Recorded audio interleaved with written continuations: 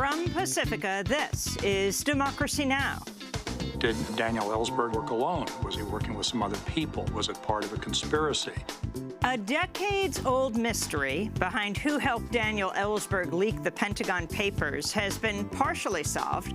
A man who once went by the codename Mr. Boston comes out of the shadows to admit he clandestinely aided Ellsberg in distributing pages of the top-secret history of the Vietnam War to newspapers across the country.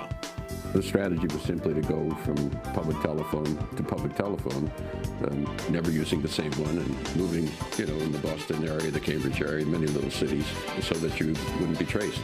And it seemed to work.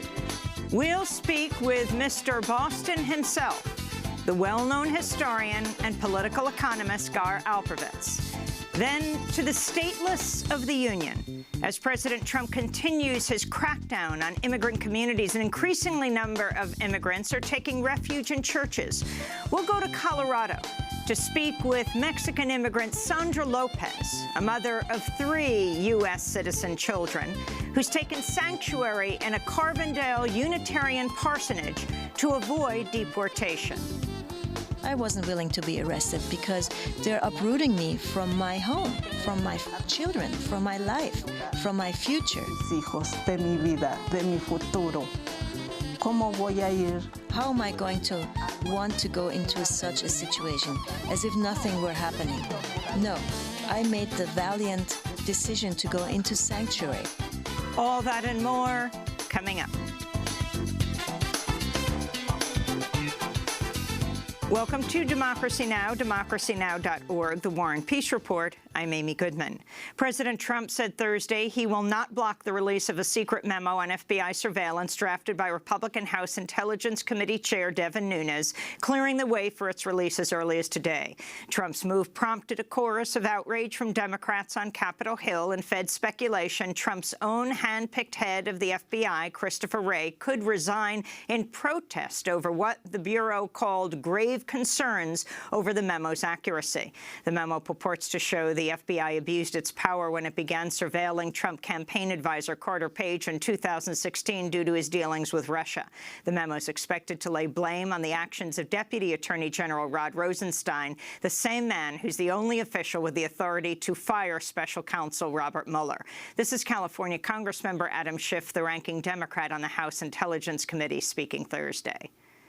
The White House knows it would face a firestorm if it fired Bob Mueller. What's more effective is to fire Bob Mueller's boss. Now, why is that more effective? Rod Rosenstein decides the scope of Bob Mueller's investigation. If Rod Rosenstein is fired and someone else takes his place that is a yes man for the president, then they can limit Bob Mueller's investigation in ways we will never see. House Democratic Minority Leader Nancy Pelosi has called for Congressmember Nunes to be removed as chair of the House Intelligence Committee over the memo. Democrats say Nunes altered the memo after the committee voted to send it to the president. At the White House, President Trump refused to address the impending release of the Nunes memo on Thursday, ignoring repeated, shouted questions from reporters as he boarded a helicopter en route to a Republican Party retreat in West Virginia. In Los Angeles, police arrested a 12-year-old girl Thursday, charging her with negligent discharge of a firearm after a shooting at the Sal Castro Middle School left 4 people injured. Police now say the girl unintentionally triggered a semi-automatic handgun brought into a classroom. Among those hurt was a 15-year-old boy who was shot in the head. Officials said he was expected to fully recover. The U.S. Gun Violence Archive reports this was the 166th accidental shooting so far this year, with over 2,000 such incidents last year alone. A new study finds many school children across the U.S. face toxic levels of air pollution in their classrooms, with low-income groups and students of color far more likely to be affected. The findings published in the journal Environmental Research rely on EPA and census data to examine some 90,000 U.S. public schools. The study found African-American and Latino students in particular more likely to attend schools near industrial sources of air pollution tied to neurological harm, including lead, mercury, and cyanide. A warning to our TV viewers, this next story contains some disturbing imagery. The Associated Press reports scores of minority Rohingya Muslims from a village in Burma were massacred and buried in mass graves last August after government forces opened fire on defenseless civilians and sought to cover up their crime. The AP cited interviews with 24 survivors or family members of victims, along with cell phone video footage of the attack's aftermath, smuggled past police by a villager who filmed the corpses after they were unearthed by the heavy rains. The video corroborates witness accounts that Burmese soldiers used acid to partially dissolve the bodies of their victims to make their identification more difficult. At the United Nations, the Special Human Rights Envoy on Burma said Thursday the video showed the hallmarks of a genocide. Since August, nearly 700,000 Rohingya Muslim refugees have fled Burma's Rakhine state to neighboring Bangladesh after vigilantes and Burmese soldiers unleashed rape and murder while burning hundreds of villages. Meanwhile, a pair of Reuters journalists who were arrested after covering the persecution of Rohingya villagers have been denied bail by a Burmese court in Rangoon. Wallone and Josso face up to 14 years if convicted on the colonial-era Official Secrets Act, despite international condemnation over their arrests. This is Wallone speaking briefly to reporters as police led him away in handcuffs from a courtroom Wednesday. The police told us to sign a document about our arrests when we were detained. They said they will add more charges unless we sign the document. On Thursday, the Office of UN Secretary General Antonio Guterres called for the journalist's release, citing the erosion of press freedom in Burma. And Amman Jordan, the head of the Arab League, warned Thursday the Trump administration's decision to withhold tens of millions of dollars in aid to Palestinian refugees threatens the stability of the entire Middle East. The comments came after the U.S. State Department said it would withhold $65 million of $125 million for the UN Relief and Works Agency known as UNRWA. This is the UNRWA Commissioner, General Pierre Krahenbuhl, speaking to Arab League leaders. What is at stake, Excellencies, is the dignity of Palestine refugees and regional stability. If 525,000 students no longer have access to education, if 3 million patients cannot access health care in UNRWA clinics, if 1.5 million people can no longer receive emergency assistance, we will undoubtedly witness and see a catastrophic rise in insecurity. In Cuba, the eldest son of Fidel Castro has committed suicide following a long struggle with depression. Fidel Castro Diaz-Balart, who is known affectionately as Fidelito, or Little Fidel, for his resemblance to his father, was 68 years old. Castro Diaz-Balart was a nuclear physicist who studied in the former Soviet Union. He was also a relative of some of the most strident anti-Castro Cuban exiles living in the United States, and cousin of Congressmember Mario Diaz-Balart and former Congressmember Lincoln Diaz-Balart, both Republicans from Florida. Kenya's government is defying an order by the nation's high court to allow 3 of Kenya's largest television channels to temporarily resume operations after the stations were forced off the air for broadcasting footage of the symbolic inauguration of opposition candidate Raila Odinga. Odinga took second place in a presidential vote last year that was later overturned by courts who cited mismanagement by the Electoral Commission. Odinga boycotted a re-vote in October, paving the way for an easy victory by the incumbent President Uhuru Kenyatta. In the United Kingdom, the Labour Party is considering plans to end homelessness by forcing some landowners to sell their lots at a reduced price in order to expand the construction of publicly funded affordable housing. The proposal comes after party leader Jeremy Corbyn said this week that if elected Prime Minister, he would immediately purchase 8,000 homes for homeless residents.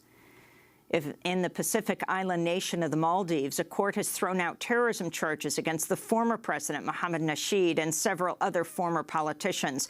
Mohamed Nasheed was the Maldives' first democratically elected president, known internationally for his work on climate change. In 2012, he was ousted in what he called an armed coup by supporters of former dictator Mahmoud Abdul Gayoom, and has since been living in exile in Great Britain.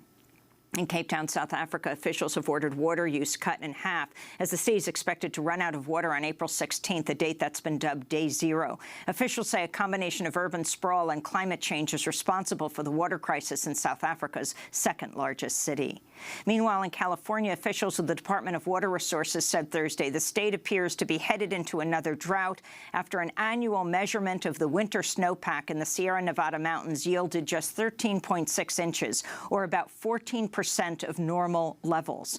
Between 2011 and 16, much of California faced an exceptional drought unprecedented in recorded history before heavy rains and snow from an El Niño weather pattern brought a reprieve last year. Climate scientists have warned human-induced global warming is making much of California far drier than its historical norm, threatening crops and helping to fuel unprecedented wildfires. In Austin, Texas, city council members voted 10-1 on Thursday to bar their city from doing business with any company involved in the construction of President Trump's expanded wall on the U.S.-Mexico border. Austin joins dozens of other cities who've moved to divest from border wall contractors. In response, Deputy Secretary of Homeland Security Elaine Duke this week accused cities of blackballing companies, telling a crowd at the Border Security Expo in San Antonio the practice is something, quote, we shouldn't be tolerating. In California, San Francisco District Attorney George Gascon says he will throw out more than 3,000 marijuana-related convictions dating back decades, while reviewing whether to reduce thousands of other drug convictions from felonies to misdemeanors. This comes just weeks after California's legalization of recreational marijuana use went into full effect with the new year. And Dennis Perron, longtime medical marijuana advocate, has died at the age of 72. Perron was a leader in the campaign that resulted in passage of California's Proposition 215 in 1996, the first-ever state law legalizing cannabis for medical use. Perron was an activist during the HIV epidemic of the 80s and advocated for the use of marijuana to treat symptoms of AIDS patients. Perron was a Vietnam veteran who blamed exposure to Agent Orange for the lung cancer that ultimately contributed to his death. And those are some of the headlines. This is Democracy Now!, democracynow.org, The War and Peace Report. I'm Amy Goodman. We begin today's show looking at a decades-old mystery behind who helped Daniel Ellsberg in 1971 leak the Pentagon Papers, the 7,000-page classified history outlining the true extent of U.S. involvement in Vietnam. At the time, the Pentagon Papers represented the biggest leak of classified documents in history. Ellsberg once faced espionage charges and possibly life in prison for leaking the documents, which he photocopied while working as an analyst at the Rand Corporation. The Nixon administration even made attempts to ruin Ellsberg's life, going so far as to break into his psychiatrist's office with the hope of uncovering incriminating information. Henry Kissinger dubbed Ellsberg the most dangerous man in America. That description later became the title of a documentary about Dan Ellsberg.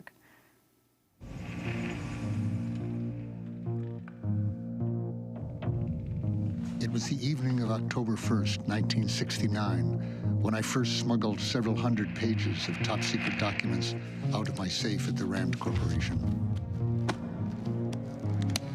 The study contained 47 volumes, 7,000 pages. My plan was to Xerox the study and reveal the secret history of the Vietnam War to the American people. The FBI was trying to find out who gave the New York Times a copy of the Pentagon's secret study. Pow, like a thunderclap, you get the New York Times publishing the Pentagon Papers, and the country is panicking.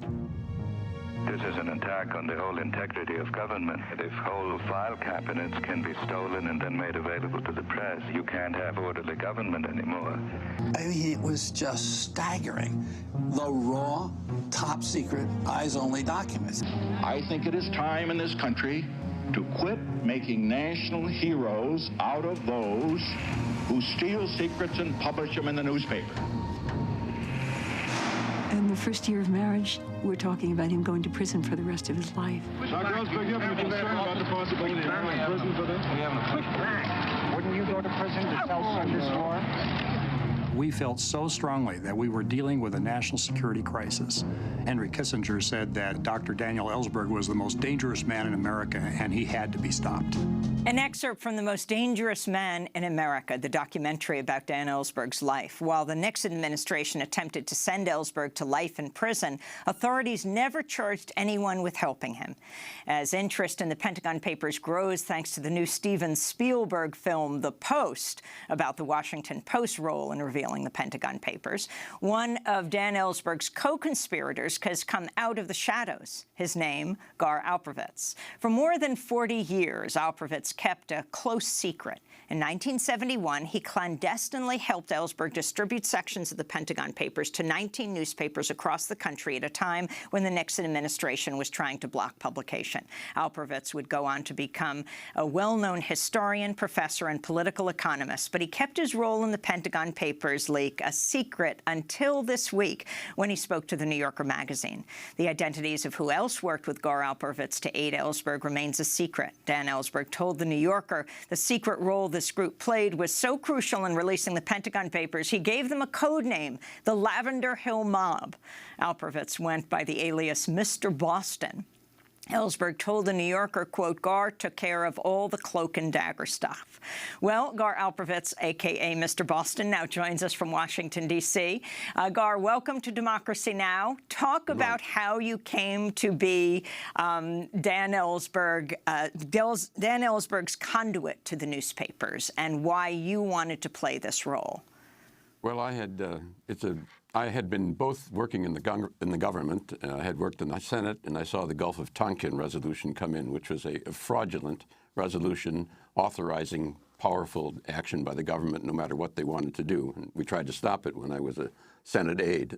But I'd also written a book about the bombing of Hiroshima, and I knew something about the way insiders actually made decisions, in my view, against the public interest and then lied in public. I met Dan quite by accident. He invited me to dinner, and we hit it off.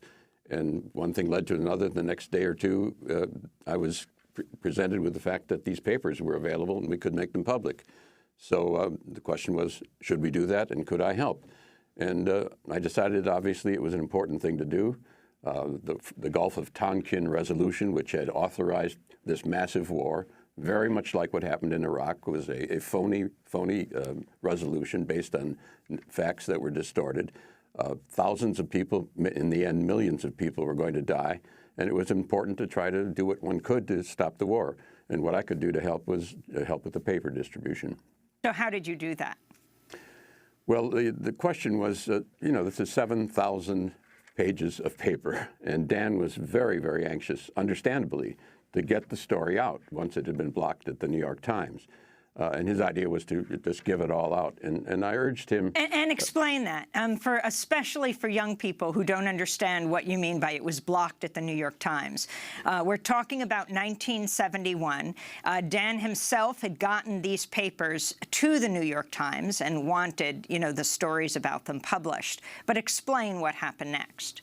Well, the Nixon administration went to court and stopped the New York Times from publishing. So that was a major, major infringement of the constitutional right of a free press, but nonetheless, there was a stop.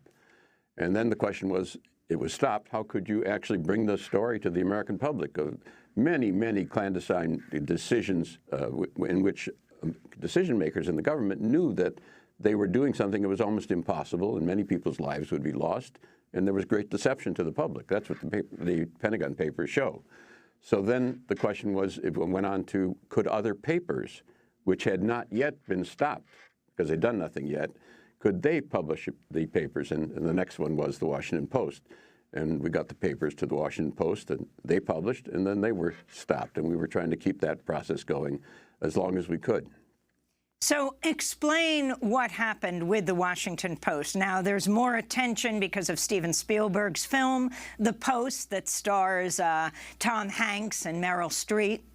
But talk about how contact with the Washington Post was made. Well, it was very simple. You had to reach people. This is the day before, before cell phones. And I actually went around the area in the Boston area using coin phones, the public phones that were everywhere. And I called up, and I had the alias or the nickname Mr. Boston, and I spoke with someone there, Ben Bagdikian ultimately, and said and arranged a meeting because Ben actually knew Dan. He had been at the Rand Corporation. Ben came up, and Dan met with him in a hotel room, motel as I recall, and gave him the papers. So that was the next step. And then, of course, they were stopped, and we moved on to the next newspaper.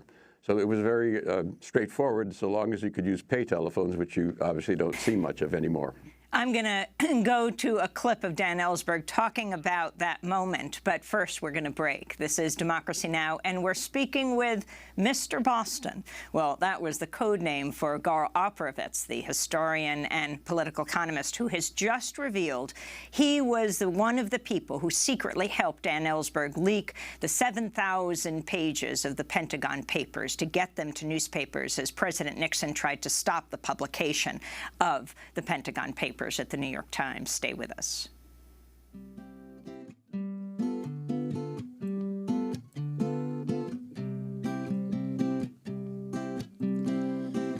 Va pasando el trapo sobre la mesa y está cuidando que todo brille como una perla. Cuando llegue la patrona, que no se vuelva a quejar, no sea cosa que la acuse de ilegal. O se atiende los jardines, parecen de Disneyland. Maneja una troca vieja sin la licencia. No importa si fue taxista allá en su tierra natal. Eso no importa para el tío Sam.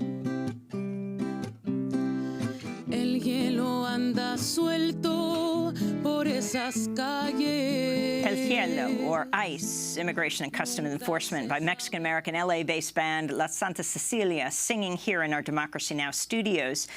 In our next segment, you will hear from a woman who has taken sanctuary in a Carbondale, Colorado church for fear of deportation. But we're continuing with Mr. Boston right now, the alias for Gar Alperovitz, who now has come out this week as one of the people who helped Dan Ellsberg get the Pentagon Papers out to newspapers around the country. I want to turn to Pentagon Papers whistleblower Dan Ellsberg speaking in 2007. Here he explains how he managed to elude the FBI and get the papers, the Pentagon Papers, to the Washington Post editor Ben Bagdikian in 1971. I was not in a position to travel at this point. So I did arrange with a former colleague from Rand, Ben Bagdikian, an editor of the Washington Post, who had spent a year or two at Rand as a consultant. Mic's down? Can you hear me? Okay. Ben Bagdikian, I said I knew. So I called him up and arranged to have him come to Boston. Yeah, it was a colorful story, which I think is told in the thing you have there. He came to Boston, Cambridge, took a room at the Treadway Inn near Harvard Square. And my wife and I brought these boxes of ill-assorted papers, tremendous stuff we hadn't collated, ideally, to him, and we spent the night with him collating and putting him in an order that he could take back with him.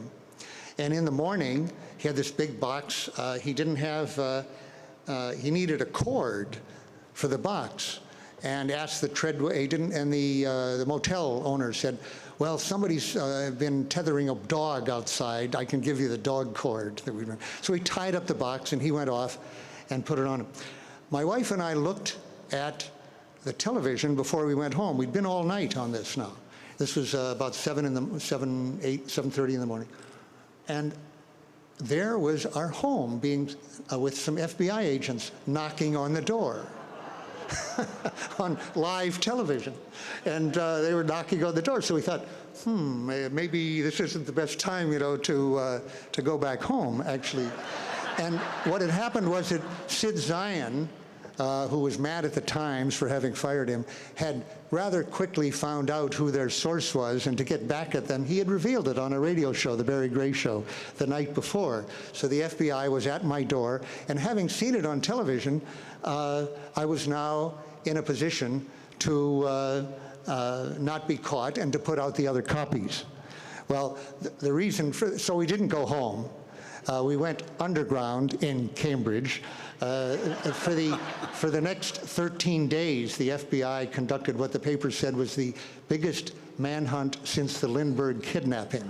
And we were in Cambridge. They were all over the world, in the south of France and and California. I had a feeling there was a good deal of junketing going on, actually, by the FBI looking for us. But meanwhile, we were putting it out to these other newspapers. So that was Dan Ellsberg describing this to thousands of Unitarians in 2007 who are celebrating the history of the Beacon Press. This is a little complicated here, but follow me. When Dan Ellsberg released the Pentagon Papers to Ben Bagdikian of the Washington Post, one of the conditions, or a favor he asked Bagdikian, was to get these papers to Senator Mike Gravel, who could then read them into the congressional record. He was a junior senator from Alaska at the time. And then in so doing, all the papers, not just articles in the New York Times and Washington Post, all the thousands of pages of the Pentagon Papers could be released, and they would be published by the Beacon Press. You can see our whole show on this with Mike Gravel, Dan Ellsberg, and Robert West, the publisher of Beacon Press, together as they told the story. But Gar Alperovitz, as Dan Ellsberg just described, this manhunt, the largest since the Lindbergh kidnapping, what role did you play in that as he was underground with Patricia, his wife, in Cambridge?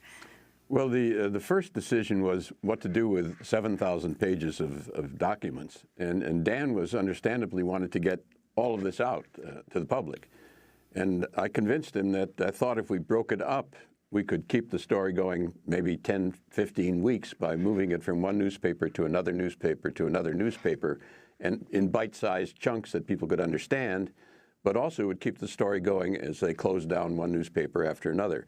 And that's just what we did. And I managed that process with the help of 2 or 3 graduate students and other people who were involved in getting food to Dan, making sure there was housing, taking the papers to reporters in ways that could not be detected. They did someone called some of them runners, but I think they did more. They were very courageous people taking these secret papers, top secret papers, and getting them to the reporters in ways that would keep them secret until the reporters. The late, great historian Howard Zinn played a role in this. Also, did Marcus Raskin, who recently died, one of the founders of Institute for Policy Studies, play a role? Well, I think that Marcus actually gave the papers independently to the New York Times, but I haven't yet run down exactly the relationship between how Dan gave them to the Times and Mark gave them to the Times. I think probably both did in one way or another, but the timing is not clear to me yet. Now, you played a key role in getting an interview with Walter Cronkite of Dan Ellsberg. Is that right? Yes, I arranged they were very happy and anxious to do it, but I arranged the meeting with Cronkite. Again, we had to bring Cronkite to Cambridge, Mass., and do it in a way that would not be followed and traced. So one of the friends offered their living room for a television interview, and then one of the graduate students took Cronkite and his team around Cambridge from the airport, from Boston to Cambridge, making sure they weren't followed, and then finally bringing him to this friend's house where the interview took place. The code names, Mr. Boston, the Lavender Hill Mob, talk about how you all came up with these. Mr. Boston was a spontaneous name that I just picked out of the air for reasons of, I have no idea why I did that. The Lavender Hill Mob was something I think came later as we look back on it in a way that this very small group of people tried to help Dan get a serious distribution strategy going. So, Gar, can you talk about why you've decided to come forward now during this period, the first anniversary of the inauguration of President Trump? Is that playing a role? Well, two things I think brought me to this judgment. It was time to actually talk about this. One, it came back into the news because of the big movie, The Post, which describes some of this, which has been out of the news and out of consciousness for a long, long time. So it offered an opportunity to think about this subject in a very powerful way, because lots of folks have seen that movie and raised the subject. And secondly, so the context was there. And secondly, the dangers of this administration, particularly I've written about nuclear weapons and a great deal. The dangers of this administration, I think it's time for people to really think through what they can do, however small, however they want to find a way to actually find personally to do something to try to begin to build up a more democratic option and a way to avoid some of the real dangers. The possibility of nuclear war in Korea is a real possibility. There has been nuclear war in Asia, obviously, the bombing of Hiroshima and Nagasaki, which is an area that I've written a great deal about. People, I think, need to think seriously about what they can do to make for a more peaceful and world that doesn't repeat those mistakes. The issue of nuclear war, again, raised once again by President Trump, talking about expanding the nuclear arsenal in his State of the Union address this week, and reportedly saying to his chiefs of, to the Joint Chiefs of Staff, if we have nuclear weapons, why don't we use them? You are a longtime historian, have written eloquently about the bombing of Hiroshima and Nagasaki. Can you talk about this? Why not use them? Well, the weapons we have today are so many times more powerful than anything was used in World War II at Hiroshima and Nagasaki. And I would mention, at that point, against the will of the Joint Chiefs of Staff, all of whom came out after the war, all the top military leaders, with one exception, publicly after the war, saying the bombing was totally unnecessary in Hiroshima. We are now at a case where nuclear weapons are many, many, many times more powerful, and many, many thousands of them, and very, very dangerous because they are so easily launched. And my hope is both that public action will begin to build up understanding that this is a threshold that should not be crossed, and that I hope actually some people within the government, just as during World War II, the Joint Chiefs tried to stop that action, which was unnecessary and they knew was unnecessary. I would hope people begin to think, what could we do? What could they do personally? And I think that's an individual decision for everyone to make, what kind of things they can do in the circumstances they face. But I think the $1 trillion is now about to be spent to upgrade and increase the nuclear weapon supply. $1 trillion. We're going into a whole new phase, and with a government that is so far irresponsible in so many other ways, that this is a very dangerous period of American history. You write a lot about changing the system, a lot about economics. Has that also played a role, given the passage of the tax law? You discuss the issue of inequality. We're seeing the greatest growth of inequality in this country than any time in history. I don't think we're going to change what we do in foreign policy in a fundamental way until we change what we do in the system. And I think we're at a place where we're facing what I would call a slow-boiling systemic crisis. Traditional corporate capitalism producing great inequality, ecological destruction, increasing tensions in racial matters and gender matters, violence abroad. That process, the danger of slipping over into some form of formal or informal repression, is very real. On the other hand, if the corporate capitalist system fails, the state socialist system also fails. The basis of a new society and a new direction is really thinking through what can be a genuinely community-sustaining, peaceful vision of what the next system is. I'm a historian and a political economist, and I see it as, how do we build the next 2 to 3 decades, maybe taking off from what Bernie has shown us, taking off what activists in the black community and the gay community and the feminist movement, the environmental community. There is a building up process that has to go well beyond the politics of today towards a transformative vision that is much different from the vision that now supports the nuclear weapons and the military outreach. I think we're in that period, and it could be a long period. But the lesson of all this for me is that we need to go both deeper and more boldly and begin building right from the bottom up with a view to understanding, let me say it carefully, systems change all the time in history. I think we have the opportunity to establish the conditions, if we're serious, of laying down the foundations for a transformation. I didn't say change the system tomorrow. I said building the basis of a transformation. Gar, as we wrap up, are you proud of what you did in helping Dan Ellsberg get the Pentagon Papers out? Proud is a funny word. I did what I thought was necessary, what is important to do. I don't think of it as pride, but I'm glad I did it. I want to thank you for being with us. Gar Alperovitz, historian, political economist, revealed this week he secretly helped Dan Ellsberg leak the Pentagon Papers. Gar Alperovitz is author, most recently, of Principles of a Pluralist Commonwealth and co-founder of the Democracy Collaborative and co-chair of its Next System project. This is Democracy Now! When we come back, we go to an Episcopal parsonage, to a Unitarian parsonage, to speak with a woman in sanctuary. Stay with us. It's a mighty hard road that my poor hands have hoed. My poor feet have traveled a hot, dusty road. Out of your dust bowl and westward we rolled. Your desert was hot and your mountain was cold. Well, I've worked Pastures of Plenty, written by Woody Guthrie, performed by Annie Patterson. This is Democracy Now! I'm Amy Goodman. As President Trump continues his crackdown on immigrant communities, a growing number of immigrants are taking sanctuary in churches across the country to avoid deportation. A new report called Sanctuary in the Age of Trump says more people are now taking sanctuary than any time in the United States since the 80s. We end today's show in Colorado, where we hear from another immigrant rights leader who has taken sanctuary, Sandra Lopez, now facing deportation to Mexico after living in Colorado for 17 years, mother of 3 U.S. citizen children, Alex, Edwin, and Areli. This is Sandra Lopez speaking to supporters who marched to the Two Rivers Unitarian Universalist Church in Carbondale, Colorado, as part of their Women's March just a week ago. Somos defensores de los derechos humanos. We're all defenders of human rights.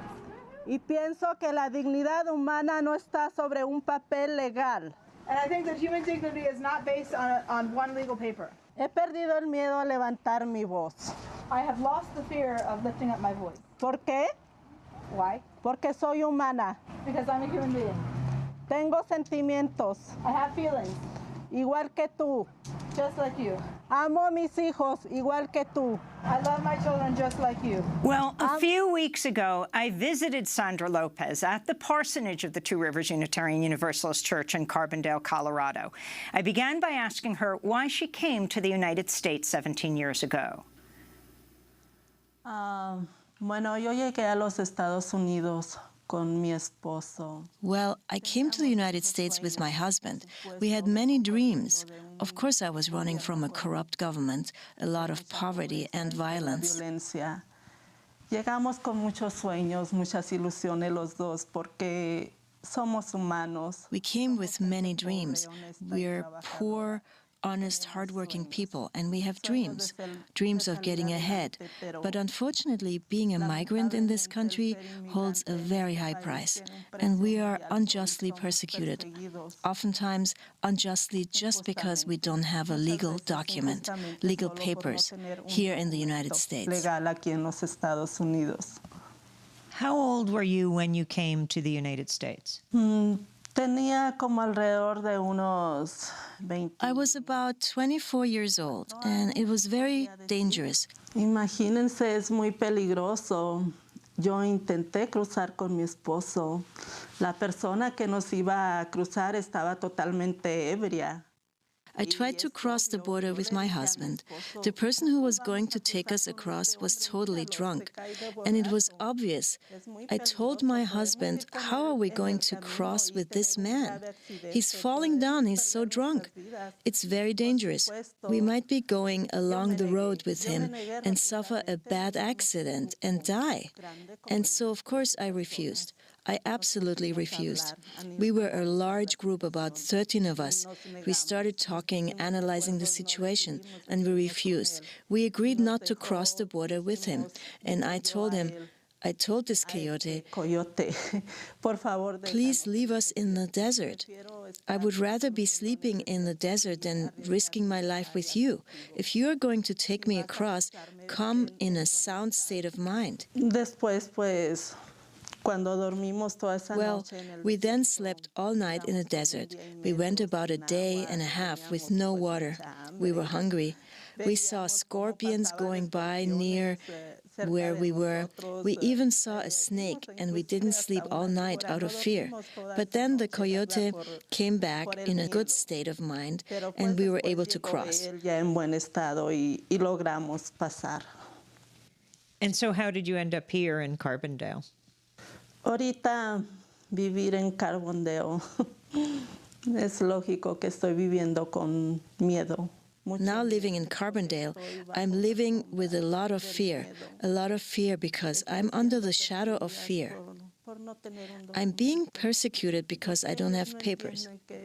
What they don't understand is that my best legal papers are being a mother.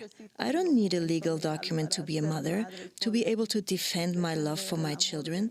I give everything for them. I give my life for them. Everything for my children, my family, and any sacrifice that I might make for them, anything, it's going to be worthwhile because for me, the material things don't make sense. Money doesn't make sense. For me, what makes sense is my role, giving myself over to them, as in my role as a mother.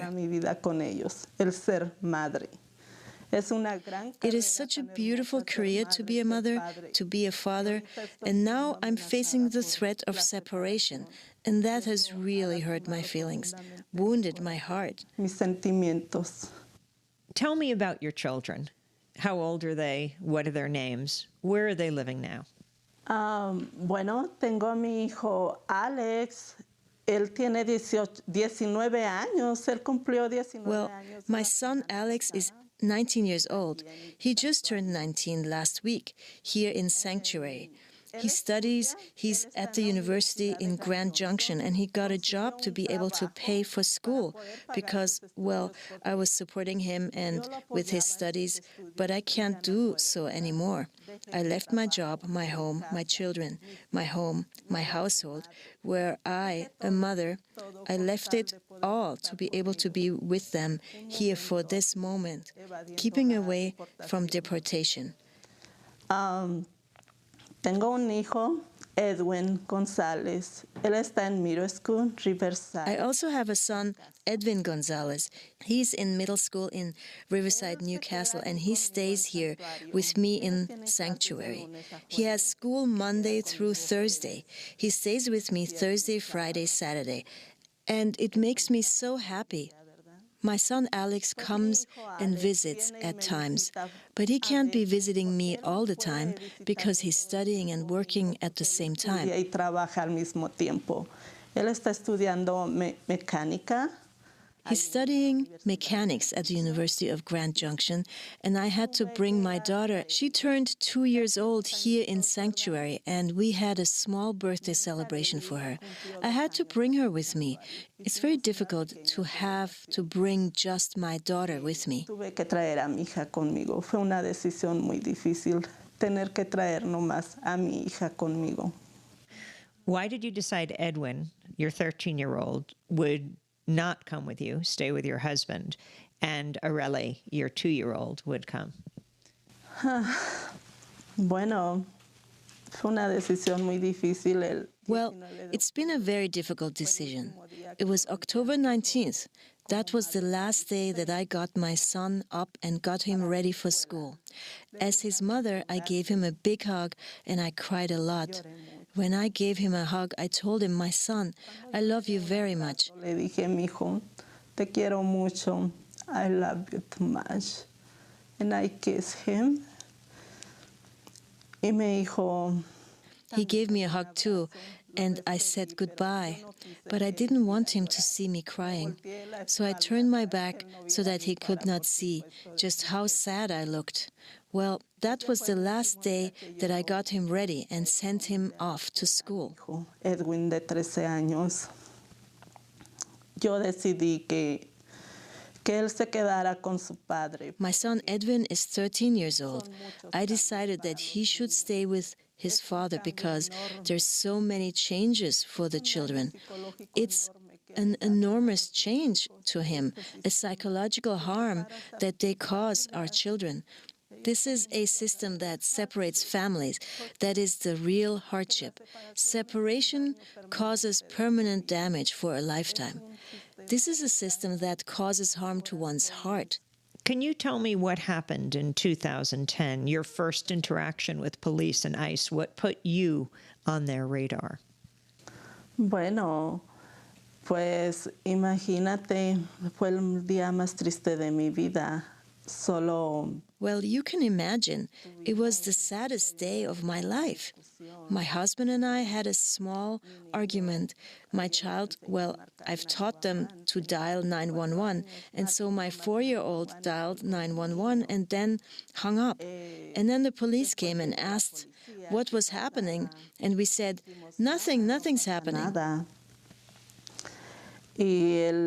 Oficial estuvo haciendo preguntas. Mi esposo no respondió. And the police officer was asking questions. My husband didn't answer any of the questions. Neither did I. My husband did not accuse me, and I did not accuse him. It was a simple argument that a couple could work out at any moment. When the officer asked me if I had a Colorado ID, I said, no, I don't. I don't have a Colorado ID. And he immediately changed his behavior towards me. He started shouting at me, and he ordered that I be arrested. He put the handcuffs on me, and my husband said, what can I do for my wife? The police officer responded, you cannot do absolutely anything. And the officer immediately turned me over to ICE that same night. That same night, in the early morning hours, I was interviewed by an ICE agent by telephone. Tuve mi entrevista con ICE. Tuve mi cargos, ponen cargos que no son. So I had my interview with ICE. They had charges against me.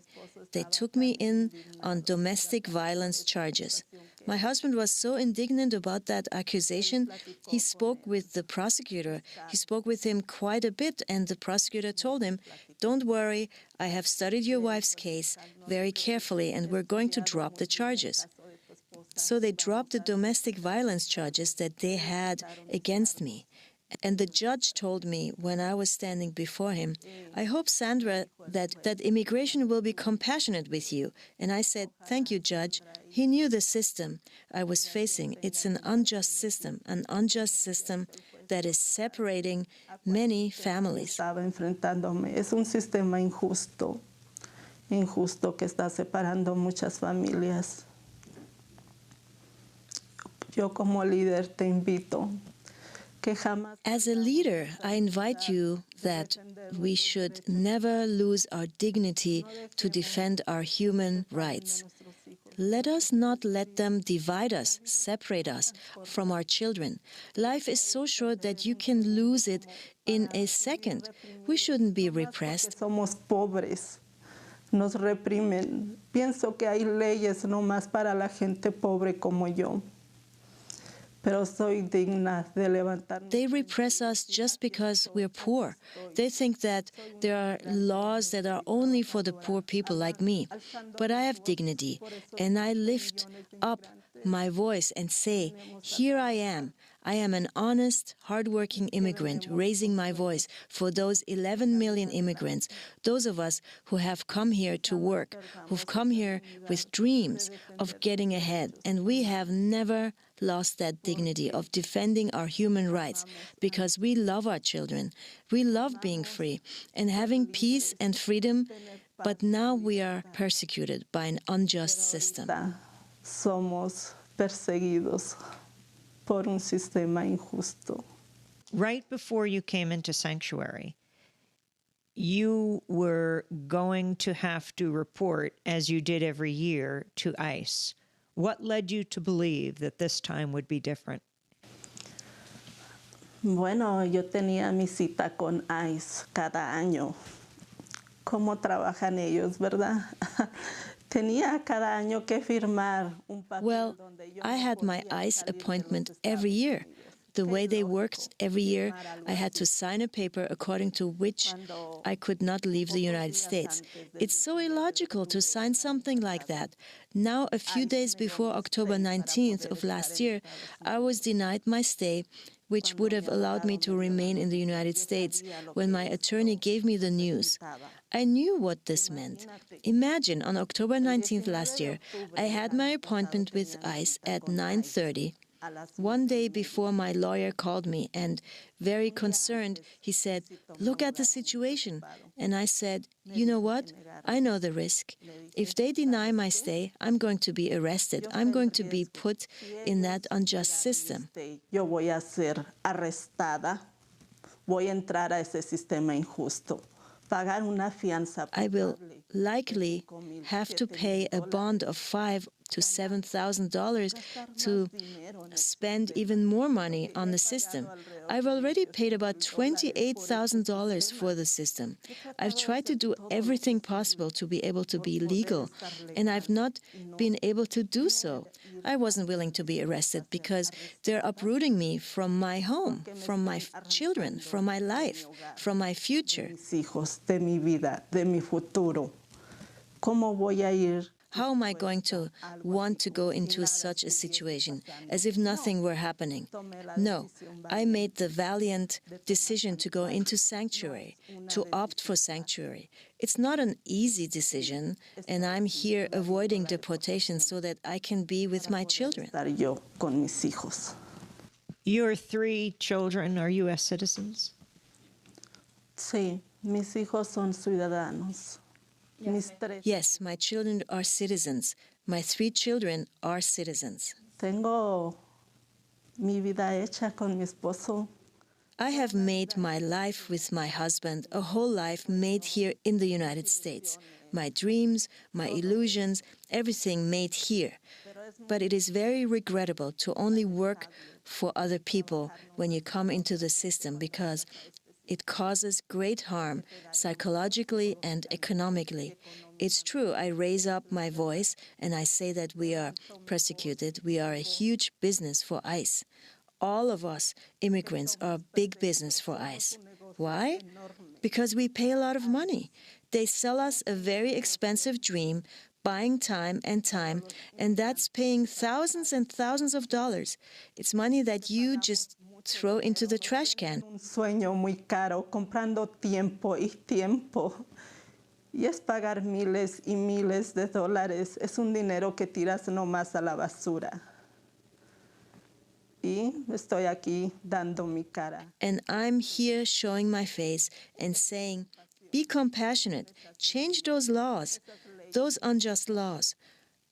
What is that beautiful story behind the Statue of Liberty worth? Estatua de la Libertad. Santuario. Estoy dando mi cara. Todo movimiento santuario. The whole sanctuary movement, we are appealing to that history, the history behind the Statue of Liberty. What liberty? Where am I?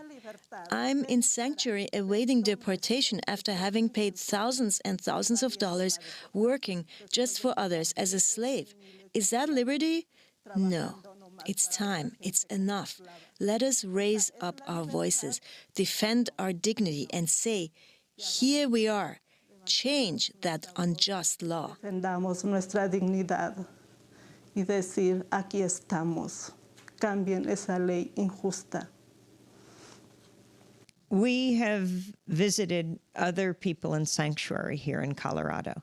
At the Unitarian Church in Denver, Arturo Hernandez and Jeanette Vizguera.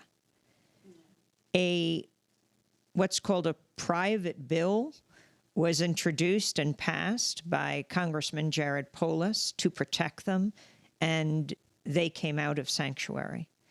Ingrid Latore also was in sanctuary.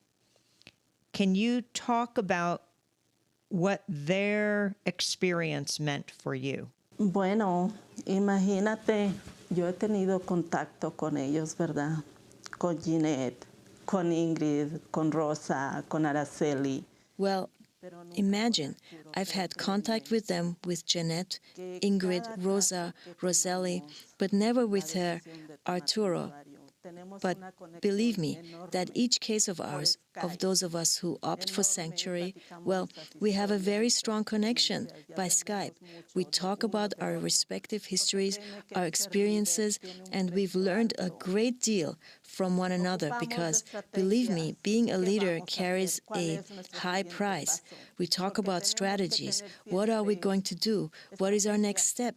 Because we always need to have strategies to be able to get ahead, defending our dignity as human beings. Juntar esas estrategias y ponerlas en práctica, ¿verdad? Para luchar por nuestra dignidad como humanos, salir adelante.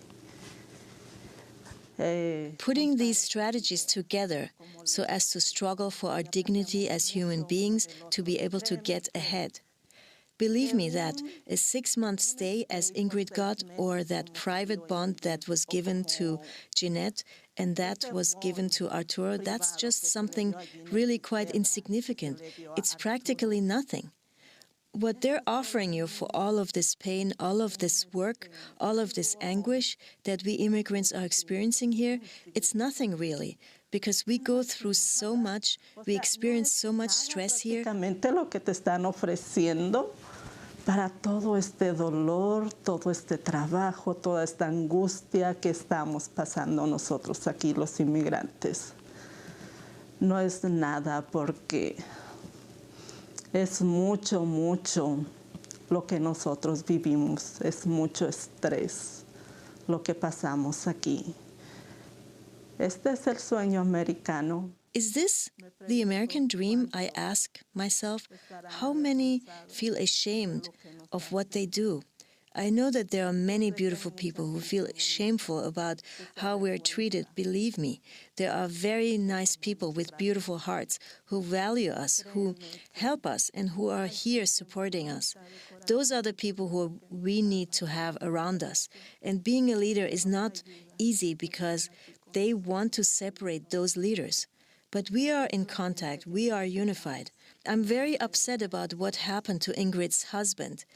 It really shook me, and it shook Sanctuary, because this is an attack on Sanctuary, and it affects me as a mother, and as a wife, and as Ingrid's friend.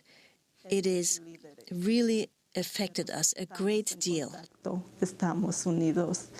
Me indignó mucho lo que pasó con Eliseo Jurado, con el esposo de Ingrid. Créeme que me afectó mucho Santuario, porque esto es como un ataque a Santuario. Me afectó mucho como madre y como esposa que soy, como amiga que soy de Ingrid. Nos ha afectado mucho.